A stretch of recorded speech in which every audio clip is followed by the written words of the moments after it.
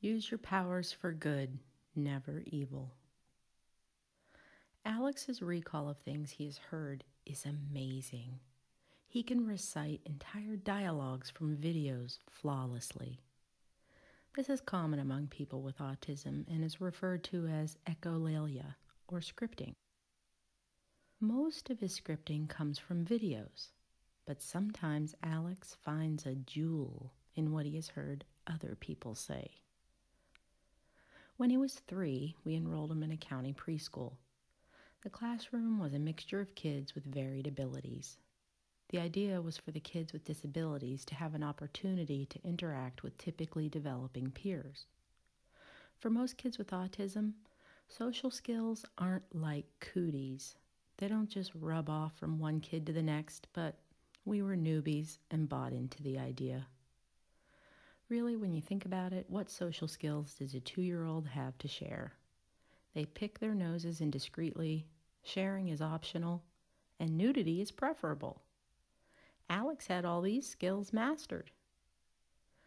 There was one thing that he hadn't mastered, and preschool proved to be the perfect place to learn it.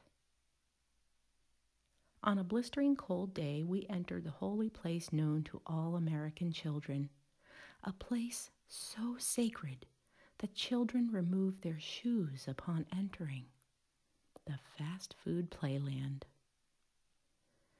Take off your shoes and put them in the cubby. What do you want to eat? No, Alex, leave your socks on. Alex loved the ball pit, or as I like to call it, the pit o' bacteria.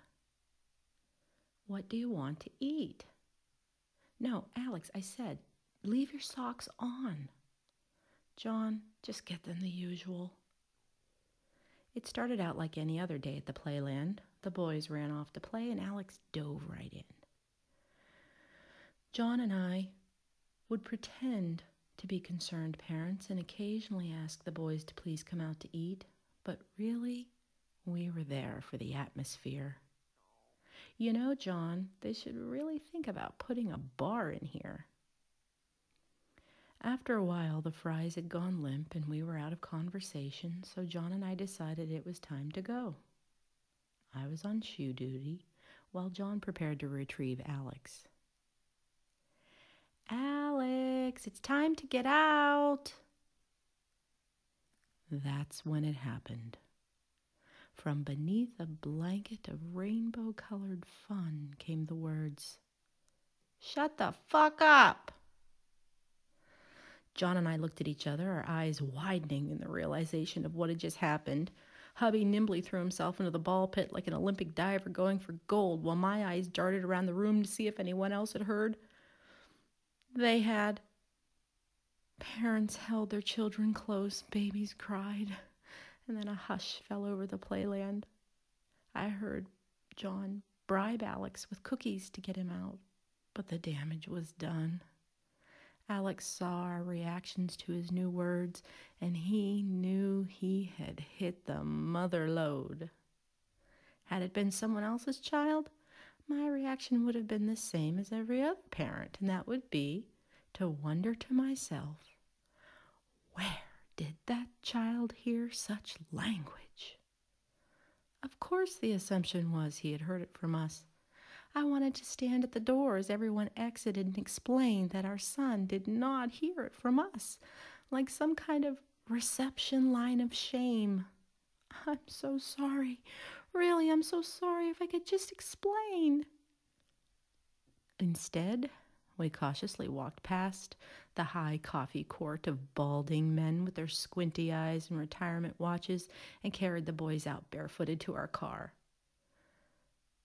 After that fateful day, we learned that Alex picked up that colorful protestation from a classmate. The teacher confirmed it and told us the best thing for us to do was ignore it. For us, ignoring it wasn't easy because Alex knew when it would pack the most punch. The public library, christenings, pictures with Santa. To this day, he will pull it out and use its mortifying power against us. Thankfully, it has morphed into Shatathaka, so we can pretend that we are confused by what he says. But he knows that we know, and he knows that you know that we know.